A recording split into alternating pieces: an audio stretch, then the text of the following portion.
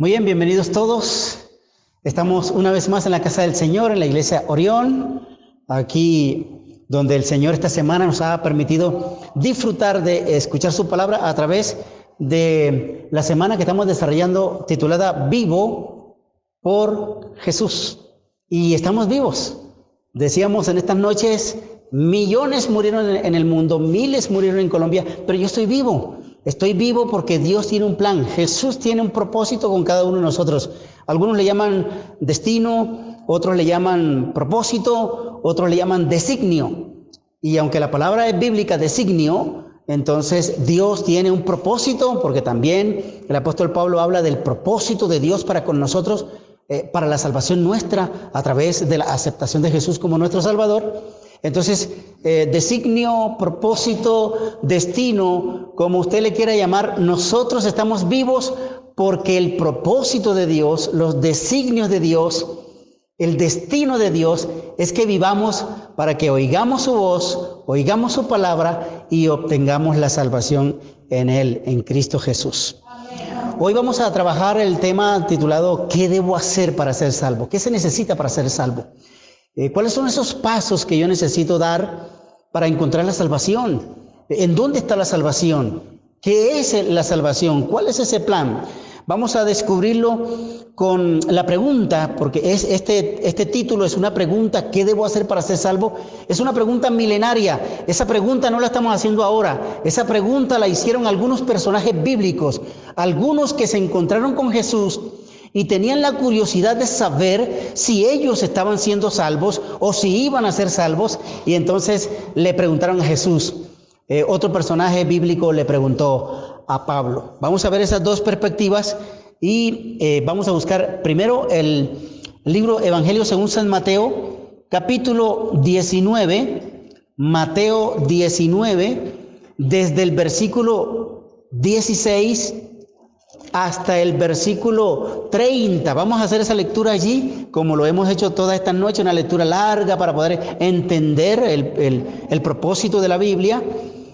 Mateo capítulo 19, versículos 16 al 30.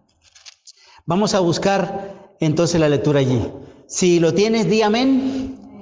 Amén, muy bien, poquito lo tienes. Voy a ayudarte entonces con la lectura. Dice Mateo 19, 16 al 30. Dice, entonces vino uno y le dijo, Maestro bueno, ¿qué bien haré para tener la vida eterna?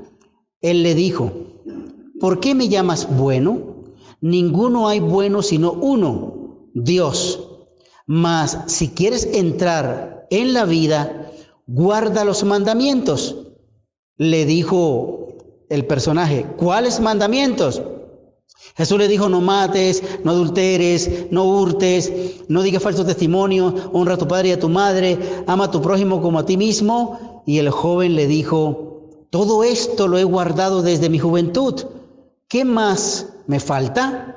Jesús le dijo, si quieres ser perfecto, anda, vende lo que tienes y dalo a los pobres y tendrás tesoro en el cielo, y ven y sígueme. Oyendo el joven estas palabras, se fue triste porque tenía muchas posesiones.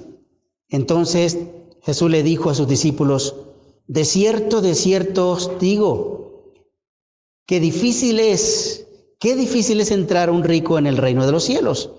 Otra vez os digo que es más fácil pasar un camello por el ojo de una aguja que entrar un rico en el reino de Dios.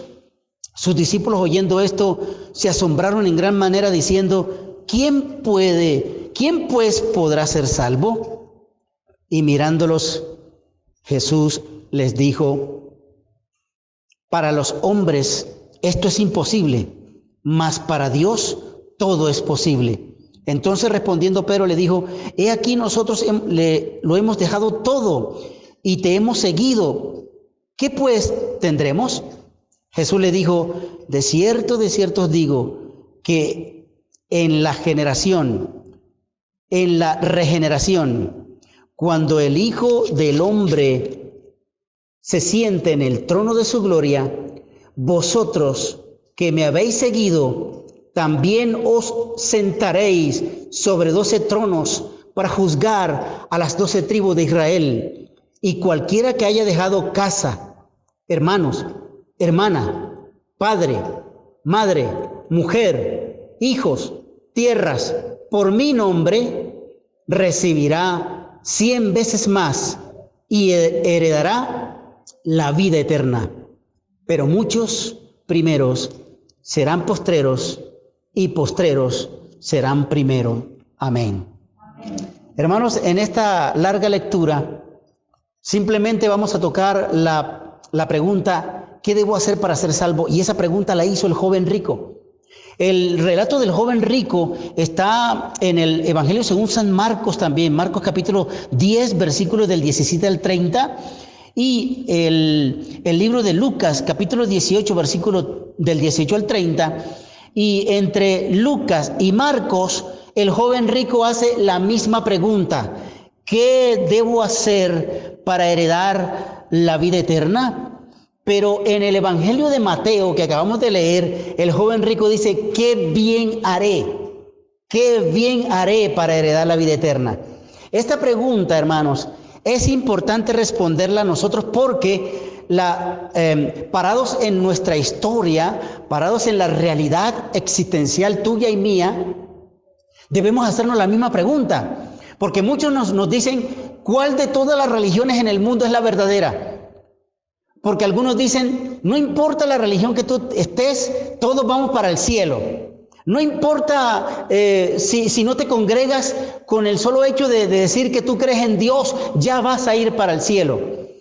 El joven rico quería asegurar la respuesta de el que en el momento era conocido como el Salvador de Israel, o el Mesías que había venido, o el Hijo de Dios que estaba visitando esta tierra. Y el joven rico tenía el conocimiento de que Jesús era el Hijo de Dios, que Jesús era el Dios Emmanuel hecho carne, el Dios hecho carne, el que vino del cielo y estaba aquí presente, y él quería de la voz de Jesús propiamente escuchar la respuesta a tan importante pregunta. Es una pregunta milenaria, es una pregunta existencial, netamente existencial. Usted se para en la historia y usted se pregunta, ¿para dónde voy? O sea, ¿cuál será mi destino? Y la mayoría de la gente, incluyendo a algunos adventistas descuidados, lo he visto en el Facebook, la mayoría cree que cuando uno se muere se va derechito para el cielo. De hecho, yo he visto en los Facebook de algunos hermanos, brille para él la luz perpetua. ¿Usted ha escuchado eso? Eso no es adventista. Y dice, Dios te tenga en su santo reino. Mi mamá está en el cielo y me está mirando desde allá arriba. Tengo un ángel en el cielo porque se murió mi papá y ahora se volvió un ángel del cielo y él me está cuidando desde el cielo. Adventistas del séptimo día, salpicados por la creencia y la filosofía griega. Los griegos metieron eso, la religión popular, la más grande, la que hace iglesias monumentales, recogió esa creencia y nos hizo creer a todo lo que nos doctrinó, que cuando nos morimos nos vamos para el cielo y los malos se van ¿para dónde? Para el infierno. Y desde púlpitos evangélicos se dice que el que no se entrega a Jesús se va para el infierno, y le meten ese terror a la gente y dicen, si no te arrepientes, si no te entregas, te vas para el infierno, porque cuando te mueras te vas con Cristo. De hecho, he visto a algunos hermanos evangélicos decir, el hermano se murió, el hermano Cueto, y allá está con Jesús en el cielo. Cuando nos morimos, la Biblia dice en el libro de Eclesiastés capítulo 9, versículos 5 y 6, que los que estamos vivos sabemos que nos vamos a morir, pero los muertos ¿qué? No saben nada, ni tienen más paga en esta tierra. Su memoria se pone en el olvido, no aman, no odian, no sienten nada, porque el que se muere y reposa en el sueño de la muerte aquí en la tierra, se descompone y ahí en el cementerio está. O ahora, por el modo COVID en que vivimos, si nos morimos en este siglo, en estos años, Del 2020 para acá, todo el que se muere, no se muere de la tensión, del azúcar, ni de cáncer. ¿Se muere de qué? De COVID. Todos nos morimos de COVID. Y cuando nos morimos de COVID, entonces nos meten en una urna, nos creman y a los familiares le entregan un poquito de tierra. Y ese poquito de tierra usted lo lleva a un cementerio o lo siembra, porque ahora la moda es que para que usted reencarne en algo, las cenizas la echan en una tierra, siembran un árbol y cuando el árbol sale, usted dice, ay, ahí está el pastor Cueto, mira, se volvió un árbol. La gente está buscando respuesta, pero las respuestas son equivocadas porque están ausentes de una así dice Jehová. Entonces debemos tener cuidado porque he oído mucho y lo he visto en el Facebook. Yo me he quedado asombrado de que en alguna parte los miembros de la iglesia adventista no tienen claro el concepto del estado de los muertos. No tienen claro el concepto del estado de los muertos porque hemos sido salpicados de la iglesia popular y nos inyectó la creencia de que están en el cielo los que se mueren. Si nos morimos y nos vamos para el cielo, ¿por qué no nos dejamos contaminar del COVID? ¿Por qué usamos tapabocas? ¿Por qué nos inyectamos la vacuna? ¿Por qué nos lavamos las manos? ¿Por qué mantenemos la distancia de 1 metro en las iglesias o los templos? ¿Por qué no nos abrazamos más? ¿Por qué no nos besamos? ¿Por qué cuando alguien tose en el metro o en el bus, nosotros enseguida estamos temerosos de que es el COVID? Porque ahora la gripa no es COVID. Ahora la gripa no es gripa sino COVID. ¿Por qué hacemos eso? Porque, oye, si nos morimos nos vamos para el cielo. ¿Por qué no nos morimos rápido y nos vamos para el cielo? Porque sabemos que es una mentira que nos echamos nosotros, que cuando nos morimos nos vamos para el cielo.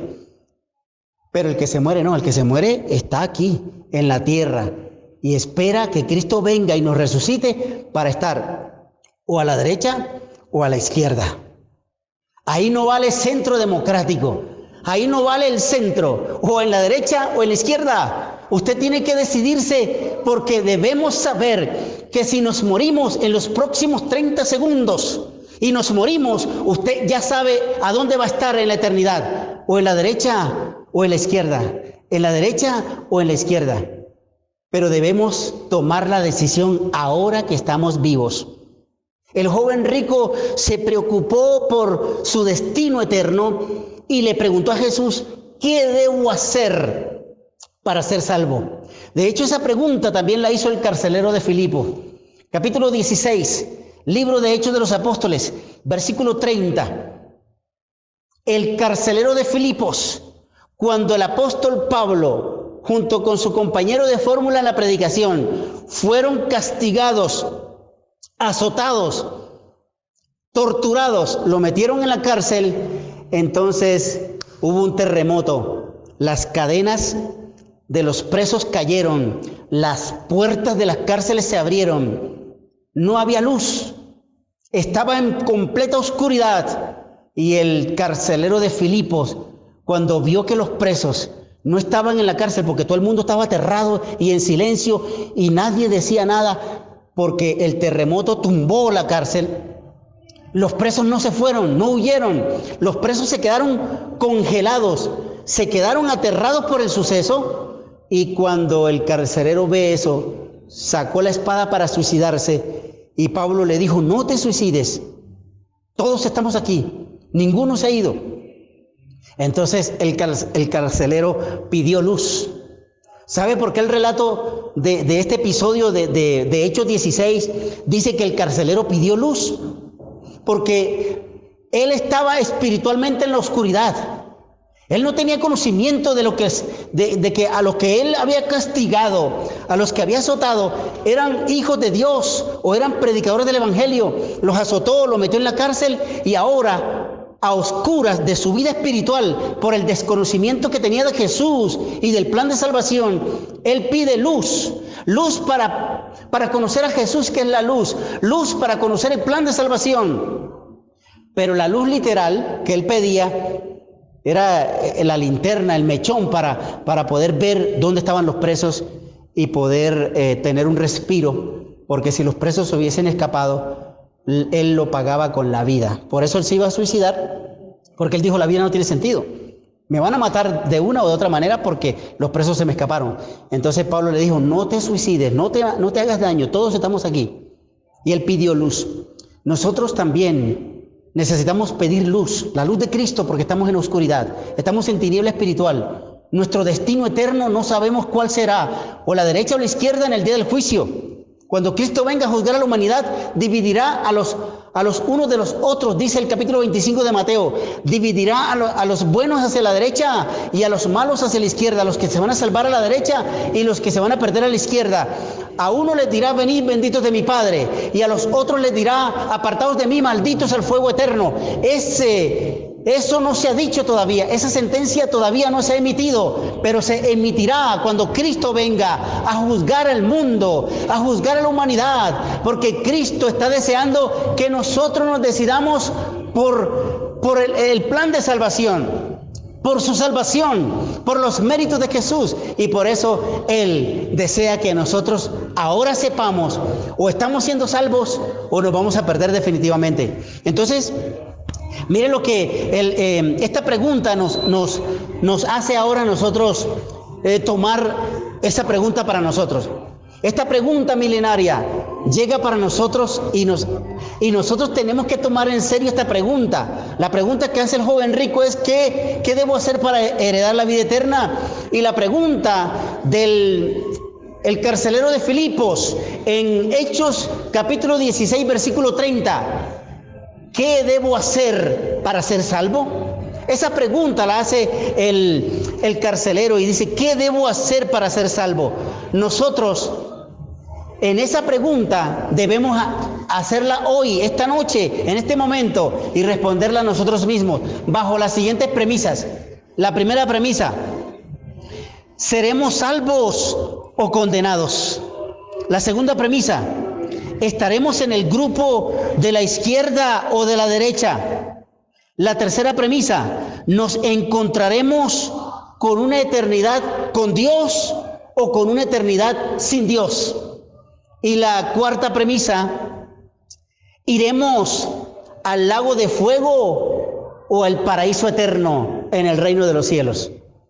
Esas premisas son las preguntas parecidas a la del joven rico y a la del carcelero de Filipos. ¿Qué debo hacer? ¿Qué me hace falta? ¿Estoy bien para la salvación?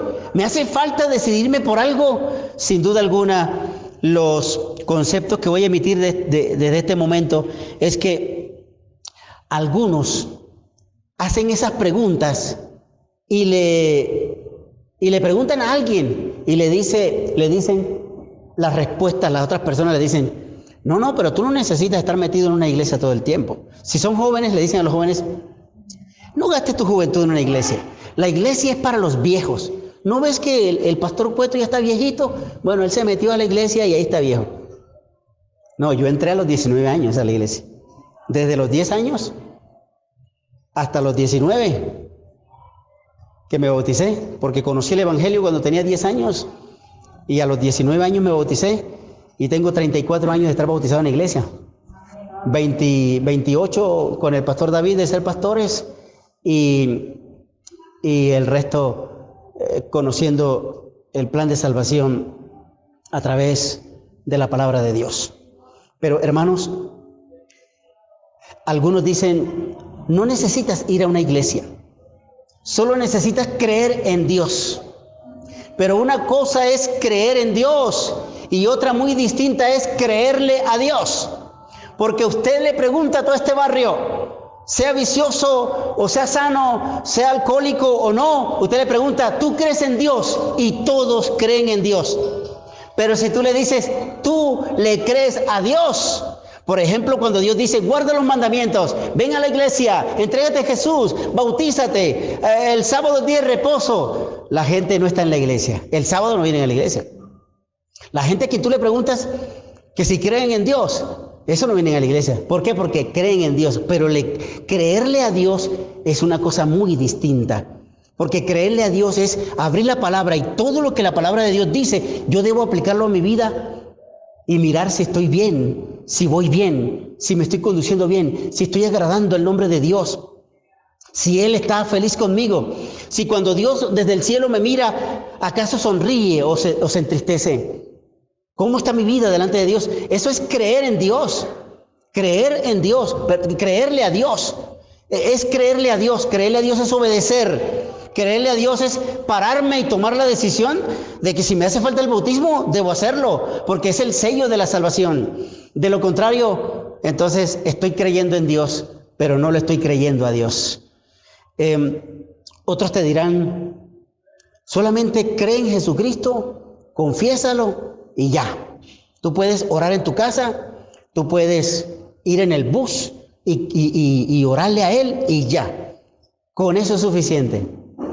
Pero hermanos, quiero decirles que pisar un templo no es garantía de salvación. Tampoco ser religioso es garantía de salvación.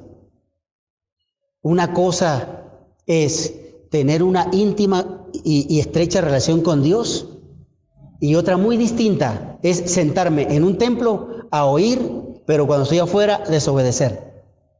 Una cosa es venir a la iglesia a visitar, o mejor dicho, venir de vez en cuando como visita, y otra muy distinta es comprometerme con Dios, a guardar sus mandamientos, a respetar el pacto de Él conmigo y el pacto mío con Él. Pero otra muy distinta es hacerme el loco y venir de vez en cuando y dejar al Señor esperando para la salvación y yo no aparezco.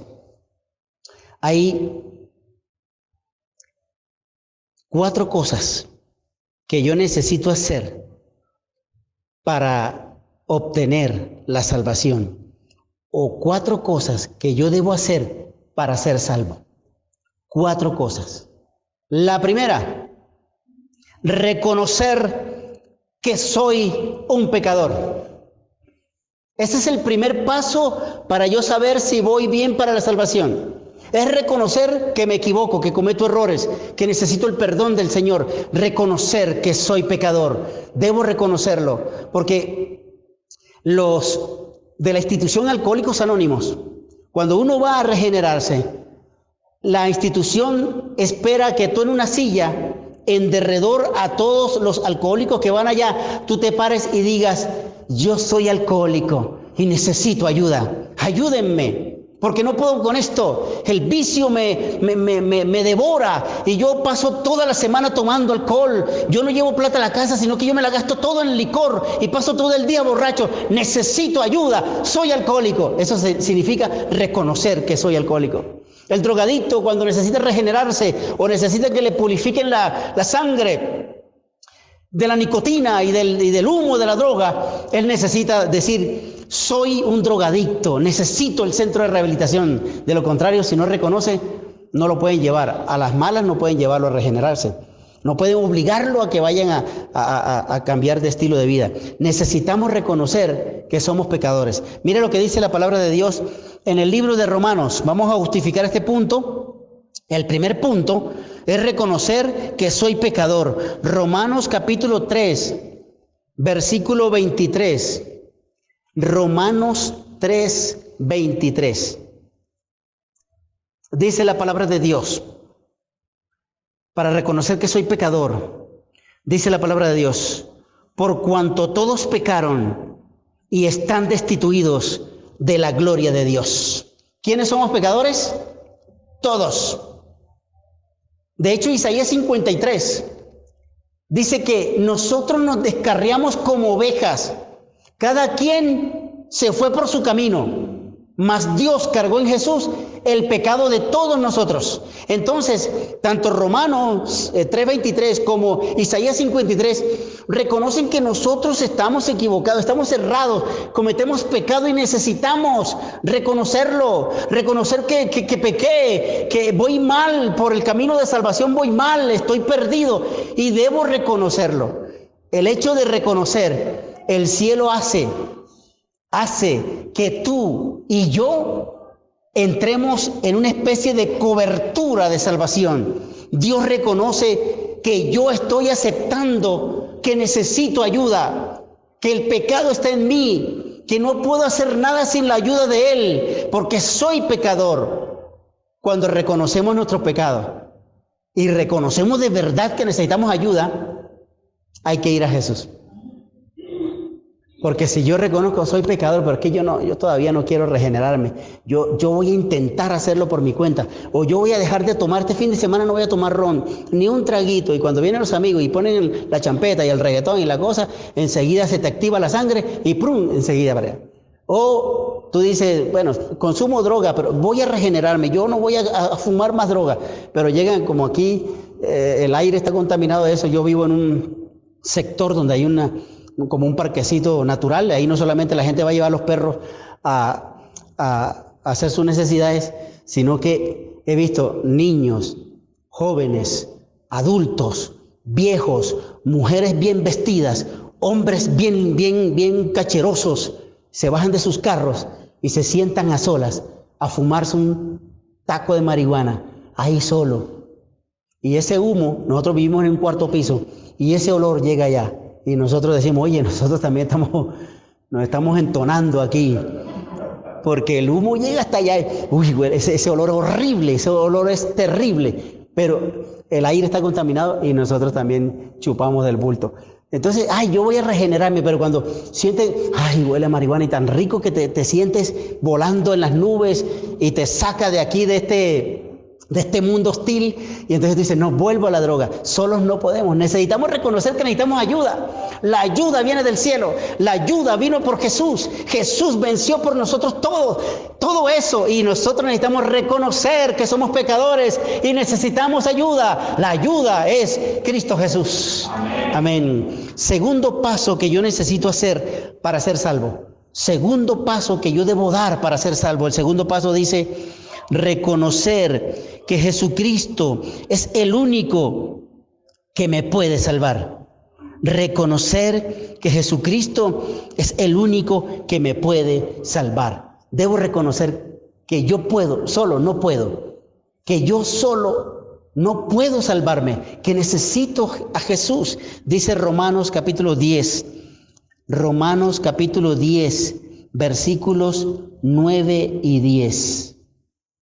Dice lo siguiente, Romanos capítulo 10, versículos 9 y 10, que si confesares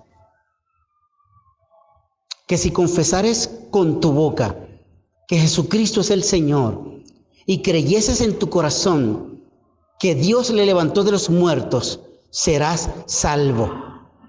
Versículo 10, porque con el corazón se cree para justicia, pero con la boca se confiesa para salvación. Amén. Entonces, debo reconocer, el apóstol me dice que yo debo reconocer y creer que Jesús es el Salvador. Pero además de creerlo, de reconocerlo, yo debo dar testimonio de que estoy en el nivel, estoy en el camino, estoy en el plan. Porque si yo ando con la Biblia debajo del brazo, imagínense ustedes, yo ando con la Biblia debajo del brazo, y ustedes me ven con una cerveza en una esquina, tomando cerveza allí abajo, o bailando con las morenas esas de aquí, champeta, poniéndomela aquí en la pierna y bailando con ella. Ustedes me vieron salir de la iglesia y luego me ven allá. ¿Ustedes qué creen que soy yo? Un farsante. Un farsante. Hablando de Dios y de salvación y hablando de que hay que hacer lo bueno, y resulta que ustedes me ven con una cerveza en la mano y bailando champeta con la morena de aquí abajo. Un farsante. El apóstol Pablo quiere que nosotros reconozcamos, pero que al reconocer nosotros andemos por la línea y digamos, sí, yo soy cristiano, yo amo a Dios, yo creo en Jesús, pero camino con Él en los caminos que Él me indica caminar. Porque de lo contrario, yo digo, no, yo soy cristiano, pero me comporto de otra manera y soy un farsante. Soy una mala propaganda, soy una fotocopia. ¿Usted sabe lo que significa una fotocopia? El original es una cosa y la copia es otra cosa. Hermanos, el segundo paso es importante como el primero, porque debo reconocer que soy pecador como el primer punto, y el segundo, debo reconocer que Cristo es el Salvador y a Él debo ir. Tercer punto para ser salvo, dice reconocer que Jesús pagó el precio por mi salvación al morir en la cruz del Calvario. Debo reconocer que el precio que yo tenía que pagar lo pagó otro, porque yo, en lugar de Cristo, tenía que morir, tenía que derramar sangre para poder pagar el precio de mis equívocos, el precio de mis errores. Tenía que pagarse con sangre. Pero mire lo que dice Romanos capítulo 6, versículo 23. Romanos 6, 23, para justificar este tercer punto. Y dice, porque la paga del pecado es muerte, mas la dádiva de Dios es vida eterna en Cristo Jesús, Señor nuestro. La paga del pecado es muerte. Hay una versión que dice, el salario del pecado es la muerte. Y voy a recordarle algo de mi infancia, porque el Espíritu Santo me lo acaba de traer a mi mente. Cuando estaba pequeño, yo nací en la estación del ferrocarril en Gamarra, en el departamento del Cesar. Mi padre fue empleado como ferroviario, como trabajador del ferrocarril en Barranquilla, y lo trasladaron hasta la estación de Gamarra. Ahí nacimos nosotros. Y como es puro ferroviario, puro hierro, a nosotros nos dicen, el gentilicio que nos dicen a nosotros, bromeándonos, es come hierro. Porque es puro hierro, usted ve puro óxido, puro hierro en esa estación. Ahí nacimos nosotros, come hierro. Pero yo recuerdo de mi infancia, andábamos en pantaloncillo, estábamos pequeños en pantaloncillo. Yo recuerdo eso cuando llovía, nos bañamos en la lluvia, sin camisa, sin zapatos, y no nos daba nada. Y cuando venía el tren del pago, a mi papá le pagaban en la estación, pero de Santa Marta venía un tren, venía una máquina adelante, la máquina que traían los vagones, venía un vagón de carga, un vagón de puro hierro, pero en el medio después de ese vagón venía un vagón de lujo, como los coches del metro, un vagón de lujo. Y luego atrás venía otro vagón de hierro, de carga. En medio del vagón, de esos vagones de hierro, venía el vagón de lujo donde venía la plata. Donde venía la plata para pagarle a todos los ferroviarios, incluyendo a mi papá.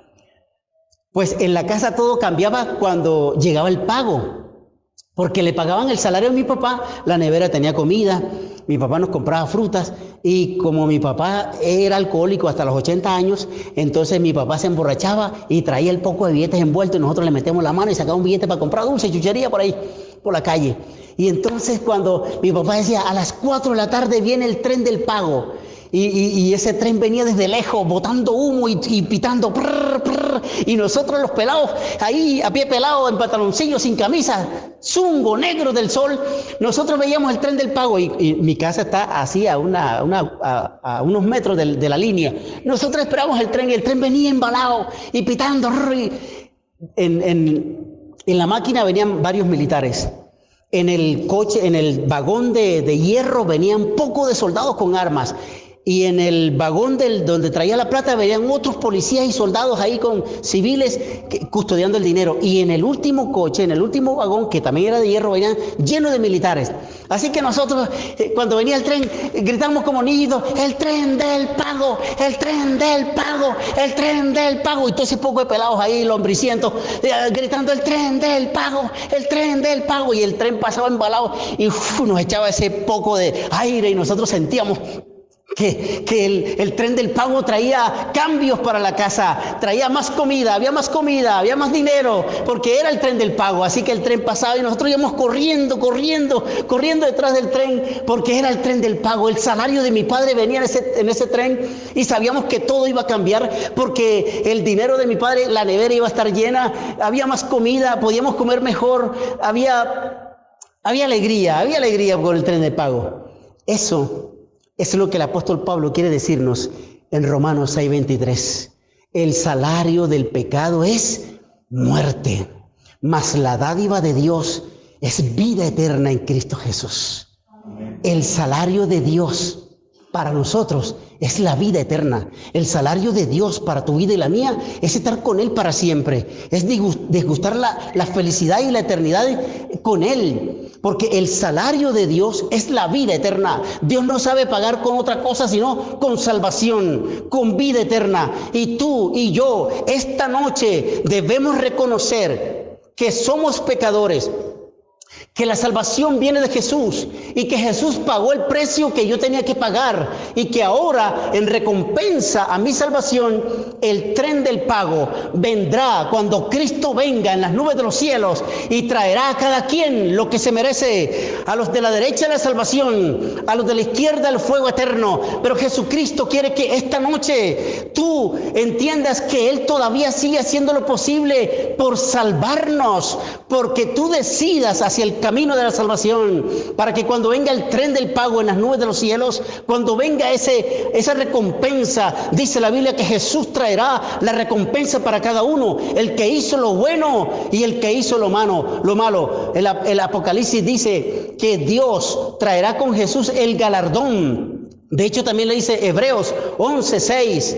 Dice que el que crea en Dios debe saber que Él es galardonador de los que le buscan, de los que le sirven. Entonces, si Él trae el premio, Él trae el galardón en las nubes de los cielos, yo debo estar aquí preparado para recibir ese premio. ¿Cuál es el premio que yo me merezco? ¿Cuál es el premio que tú crees que nos estamos mereciendo si estamos desobedeciendo? ¿O cuál es el premio que yo voy a recibir si estoy en obediencia?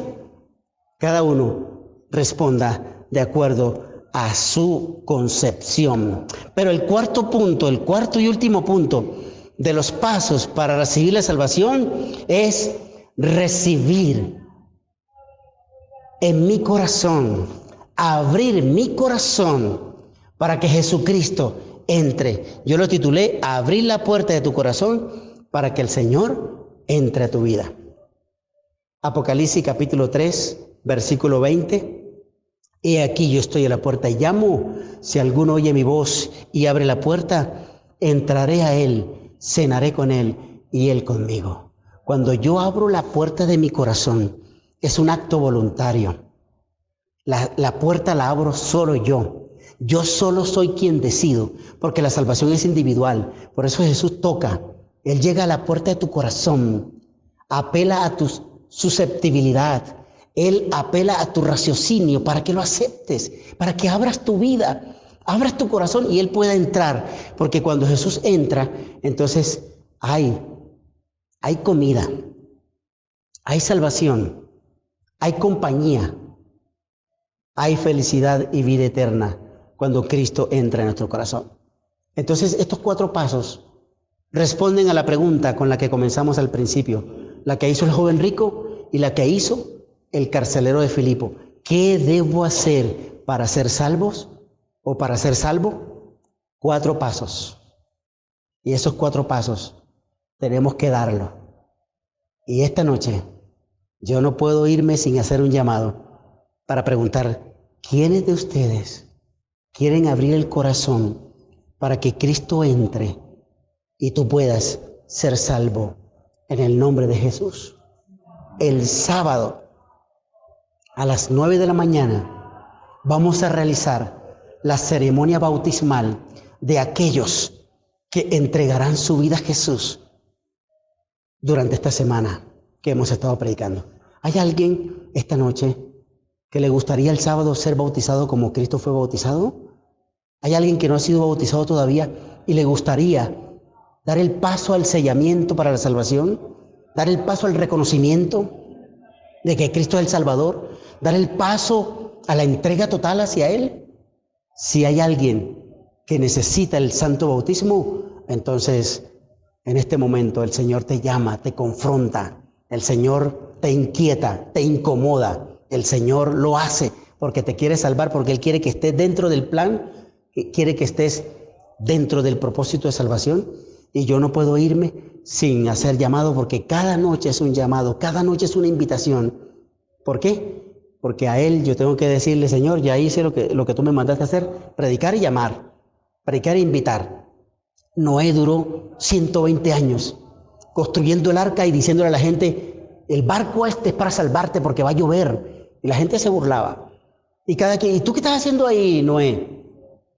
Estoy construyendo un barco porque va a caer un aguacero tan grande que va a inundar el mundo y el que entre a este barco se va a salvar. Y la gente llegaba, escuchaba el mensaje y se burlaban y se iban. Cuando llegó el final, el barco estuvo terminado y la puerta se cerró, la gente sintió temor. Oye, se cerró la puerta.